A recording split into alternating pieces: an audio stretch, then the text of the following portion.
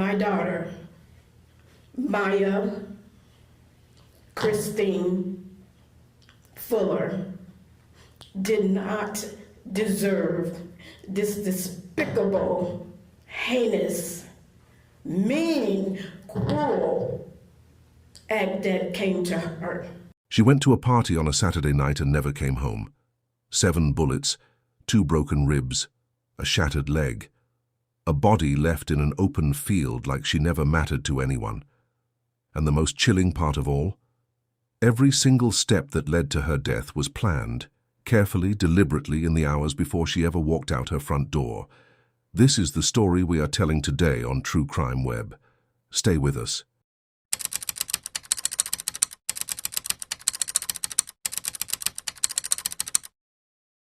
Before we go any further, hit that subscribe button right now and tap the bell so you never miss a case like this one. And if this story moves you, drop a comment below and share it, so Maya Fuller's name is never forgotten. Maya Fuller was 22 years old, raised in Murfreesboro, Tennessee, a college town sitting about 30 minutes outside of Nashville. She was the kind of young woman who made the people around her proud without even trying. Her own mother described her as a genius, and she meant every syllable of that word. Maya was close with her family, loyal to the people she loved, hard-working, and full of the kind of quiet ambition that doesn't need to announce itself. Nothing flashy, just a young woman building her life one week at a time, one shift at a time, one normal day after another. The last weekend of July 2022 looked exactly like every other weekend in her life. On Friday, she was home with her family. On Saturday, she clocked into a shift at Geodis Park, the Nashville Soccer Club stadium in the heart of the city. She worked the event, she did her job, and she clocked out when it was done. A regular weekend for a regular young woman. When she said goodbye to her family that weekend, there was nothing heavy about it. It was the kind of goodbye you say when you fully expect to see each other again in a day or two. The kind of goodbye that doesn't feel like a goodbye at all, because why would it? Nobody in that house had any reason to imagine they were watching her walk out the door for one of the very last times. But while Maya was working that shift at the soccer stadium, someone else was already making decisions about her. Someone who had crossed her path just one night earlier. Someone who had taken a small and ordinary argument and turned it into something far darker inside the walls of their own mind. The night before Maya worked that shift, she had crossed paths with a 21-year-old woman from Nashville named Tiana Tipton. The two of them had gotten into a verbal dispute. The details of exactly what was said have never been fully laid out in public, and honestly, in the full picture of this story, it barely matters. What came out later in court and through the investigation is that it was the kind of back and forth that young people have in every city, every weekend, all over this country. No weapons were involved. Nobody got physically hurt. It was just words, sharp and heated, and then it was over. Both women went their own ways. For Maya, that was the end of it. She went home, she got some rest, and she showed up to work the very next day like the argument had never even happened. There is nothing in any account of this case to suggest Maya gave Tiana Tipton a second thought after they parted ways that night. For a 22-year-old woman with a job, a family, and a full life ahead of her, a Friday night argument with a stranger wasn't worth carrying into the next morning. For Tiana Tipton, it didn't end there. Not even close. She carried that argument home with her, and through the night and into the next day, she let it grow into something that no reasonable person would recognize as a proportionate response to a verbal disagreement. By the time Saturday arrived, Tipton had made a decision. She had decided that Maya was going to pay for what happened between them, not with words, not by walking away and moving on, but physically. She wanted to get to Maya. And she had one significant problem standing in her way. Maya knew her face now. If Tipton reached out directly, Maya would be on her guard. So Tipton turned to someone else. She turned to someone who could approach Maya looking completely harmless. Someone with no visible connection to the argument the night before. She turned to her own younger brother.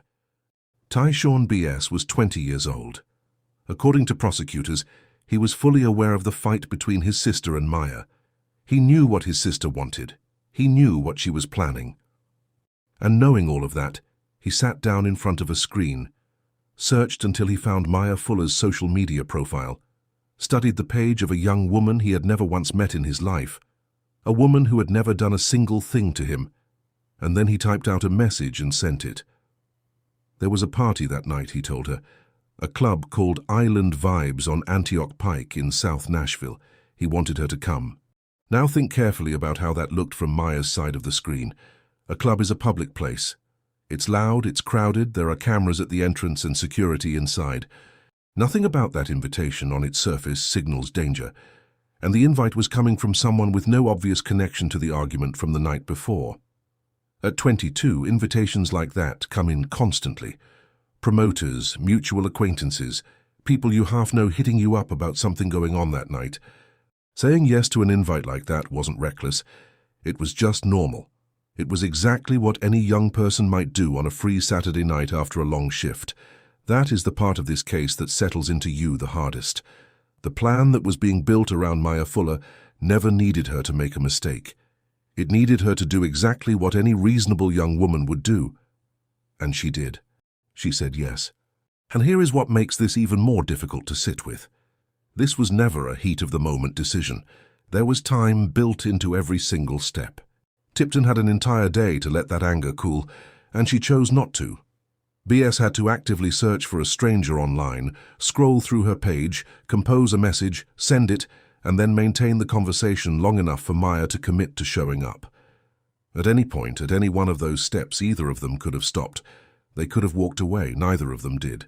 There was a third person involved in what was being set up that night. Lamira Pipkins, 20 years old, close to both Tipton and BS. When the time came, she would not be standing on the sidelines watching. She was part of it. Picture that Saturday evening. The sun going down over Nashville. Maya fresh off a long work shift getting dressed for what she believed was going to be a good end to her week. Tipton, still carrying a grudge more than 24 hours later, waiting and ready. Pipkins prepared to back her up.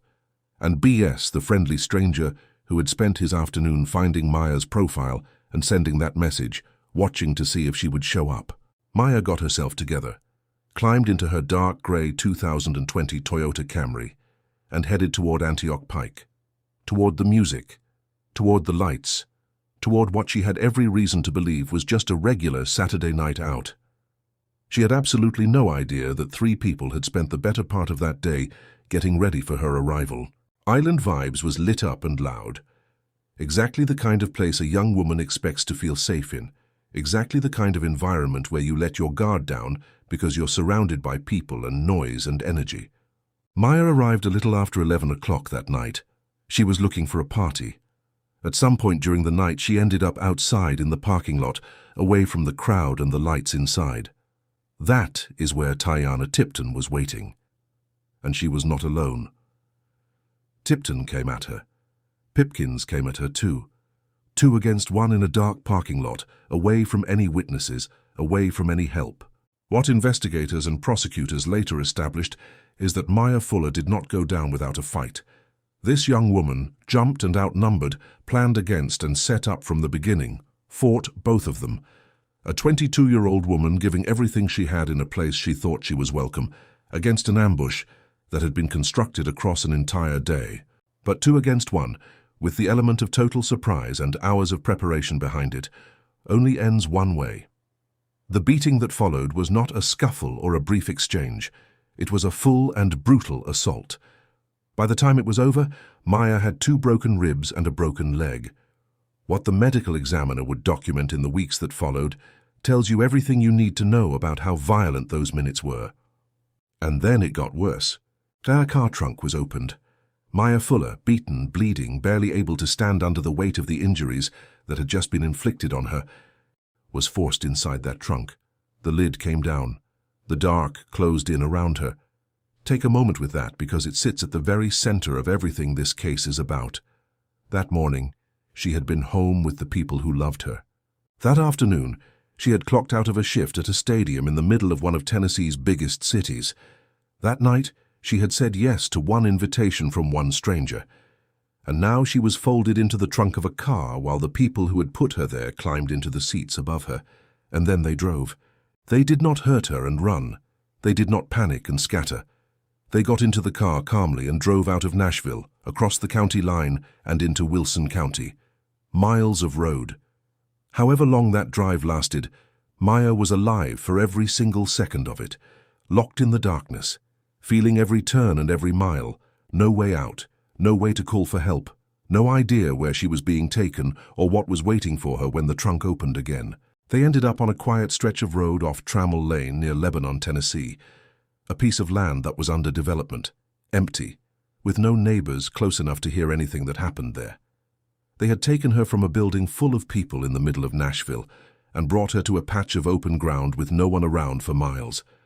The trunk opened again, and there, in the dark, Tiana Tipton shot Maya Fuller 7 times. 7 times, not a single panicked shot, 7 separate and deliberate decisions. When it was over, they left her there in the dirt and drove back home to Nashville, leaving behind a daughter, a sister, a friend, and a whole human life, abandoned in a county she had no reason to ever set foot in. Back in Murfreesboro and Nashville, the hours passed with no word from Maya. For a family that knew she always stayed in contact, the silence was unbearable. She was reported missing. And there was one detail that made the fear even sharper. Her grey Toyota Camry was found sitting exactly where she had parked it near Island Vibes. She had never come back for it. The car was there. Maya was not. Then came the waiting. Days of phone calls and searching, and that quiet, growing certainty that something was deeply, irreversibly wrong with nothing yet to confirm it. On August 6, 2022, approximately 1 week after Maya was last seen, the answer came. And it was the worst possible version of an answer. Out on the property off Trammell Lane, a local landowner named the Welches had noticed something unsettling. A strange odor, buzzards circling overhead. They thought at first it might be an animal. Then they walked to the side of a hill and found a pair of tennis shoes on the ground, and they knew immediately that this was not an animal. Human remains were discovered in the field behind the development, exactly where she had been left. The medical examiner confirmed the identity. It was Maya Fuller. The Welches had called me and said basically, hey, they found a body on our property. And I was like, what? Like, you've got to be kidding me. And when they got back up on top of the hill that day, they smelt a strange odor, and she thought, well, maybe an animal or something like that, was there, and some buzzards was flying around. And next thing you know, they walk off the side of the hill and find a pair of tennis shoes laying, inside the ground. And they was like, oh my, this is not good. The cause of death was multiple gunshot wounds, and the condition of her body told the rest of the story in full. The broken ribs, the broken leg, the evidence of a brutal beating that had preceded her death. None of what happened to her had been quick. None of it had been without suffering. Knowing how Maya died, and proving who did it, were 2 entirely different problems for investigators. The people responsible had been deliberate about how they covered their tracks. They had moved her body across county lines, far from the club, far from any potential witnesses, into a location that had been chosen specifically because no one would see or hear anything there. Investigators were now working a case that stretched across multiple counties and required coordination between multiple agencies, piecing together evidence that had been scattered on purpose. The Wilson County Sheriff's Office made it personal. Sheriff Robert Bryan stood before cameras at a press conference and spoke plainly about where his office stood. He told the public that Maya was a young and vibrant young woman who had her whole life ahead of her. He told the individuals responsible that his office was going to find them, and he asked the community for help, increasing the reward for information from $1,000 to $5,000. The Fuller family's attorney, Brian Lewis, announced that friends and family from across the country had come together to raise $16,000 in private reward money, bringing the total to more than $21,000 for anyone with information that could help bring justice to Maya. Detectives were pursuing technological leads, conventional leads, surveillance footage and witness interviews across a wide geography. A breakthrough came on January 17th when search warrants were obtained for multiple suspects. What investigators had quietly been building across the months finally had enough weight behind it to move forward. A grand jury returned indictments against 3 people: Tiana Tipton, age 21, Ty Sean B.S., age 20, and Lamira Pipkins, age 20. All three were charged with first-degree murder. Tipton and BS faced additional charges of kidnapping and abuse of a corpse. Pipkins was charged with first-degree murder during the commission of a kidnapping, along with kidnapping. All three were taken into custody and held in the Wilson County Jail without bond. For the first time in nearly a year, Maya Fuller's family had names. They had faces, and they had the beginning of something that might eventually look like justice. Justice in this case did not arrive all at once. It came in 3 separate pieces, stretched out over time, and each one carried its own weight. The first came in March of 2025. Tiana Tipton was days away from standing trial. Her jury had been about to be selected when she stood up in a Wilson County courtroom and pleaded guilty to everything she had been charged with: first-degree murder, kidnapping, abuse of a corpse. The district attorney later said the plea had caught even his own office off guard, because they had been fully prepared to take her to trial. The judge sentenced her to life in prison. The woman who had placed Maya in that trunk, who had stood in that empty field and pulled the trigger 7 times, would not be walking free again. The second piece came that October, and it landed very differently. Tyshawn B.S., the brother who had spent his Saturday afternoon hunting down Maya's social media profile and sending the message that pulled her out that night, did not plead guilty to murder. He pleaded to a reduced charge, facilitation of especially aggravated kidnapping. His sentence was 12 years, with the possibility of release after serving only a portion of that time. In court, more details of his role came to the surface. B.S. admitted he had been there. He admitted he had watched the beating take place. He admitted he had heard his sister give the order, but he claimed he had never actually seen Maya placed inside the trunk. He said he had followed his sister's vehicle and then lost sight of it in the darkness. His position was that he had set the entire night in motion and then, at the final moment, looked away from how it ended. The district attorney explained the legal reasoning plainly. Different participants in a crime carry different levels of culpability, and the evidence demonstrated that B.S. had lured Maya to that location, but had not carried out or intended the killing itself. That reasoning did very little to ease the pain of the Fuller family. Maya's mother stood in that courtroom and read a statement.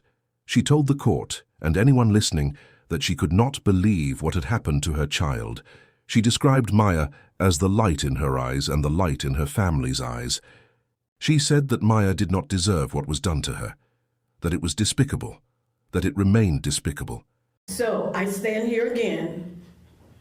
My daughter, Maya Christine Fuller, did not deserve this despicable, heinous, mean, cruel act that came to her.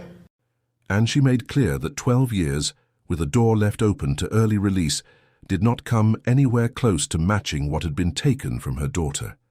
The man whose single message had made the entire night possible, without whom none of this would have happened, could walk free before reaching middle age. The third and final piece came in March of 2026. Lamira Pipkins had held out the longest. Her case was the last one still standing. On the morning a jury was about to be selected for her trial, she entered a guilty plea to facilitation of first-degree murder. Her sentence was 20 years, and with that it was over. 3 guilty pleas, 3 people answering for one young woman's life, each in very different measure. The woman who pulled the trigger received life in prison. The woman who helped beat Maya in that parking lot received 20 years. And the brother, the one who went searching online for a stranger, who wrote the message and kept up the conversation and set the entire chain of events into motion, the person without whom none of this happens at any step, received the lightest sentence of the 3. 12 years, with the possibility of walking back out into the world long before that time is fully served. Of everything this case asks the Fuller family to carry, that is the part that presses the hardest. The hand that struck the first match was punished the least. But closing a case is not the same thing as making it right. No sentence, no matter how severe, answers the real question that Maya's family has been left holding since August of 2022. Why? Why does one argument, just words between 2 people on a Friday night, the kind of disagreement that most people forget before the week is out, end with a daughter shot 7 times and left in an open field? How do 3 young people, none of them older than 21. Look at a girl who had nothing to do with their lives and choose deliberately, step by step, to take everything from her. Maya Fuller was 22 years old. She was a daughter her own mother called a genius. She was kind, she was hardworking, and she had every reason to believe a long and full life was waiting in front of her. All of it was taken over something that should never have meant anything at all. If there is a warning inside her story, it is not a complicated one, but it is a serious one. The invitation that ended Maya's life did not look dangerous. It came through a screen from a stranger who appeared completely harmless. It looked like a normal Saturday night. Be careful who you trust on the other side of a message. Be careful whose invitation you accept. And when someone you barely know carries a grievance against you, put distance between yourself and it, because you can never fully know what another person is willing to do. Maya's light was taken far too soon, but her name does not have to fade. If this story stayed with you, take a moment to remember her. Maya Christine Fuller, 22 years old, a daughter, a sister, a friend, and a young woman who deserved so much more than the ending she was given. If you have any information related to this case, please contact the Wilson County Sheriff's Office. And if Maya's story moved you, please share this video. The people behind cases like this one deserve to be remembered, and the warnings they leave behind should never be lost. Rest in peace, Maya Fuller. If this case affected you, please like this video.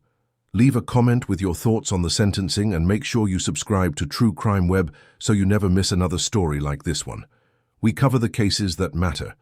We tell the stories that deserve to be told. We will see you in the next one.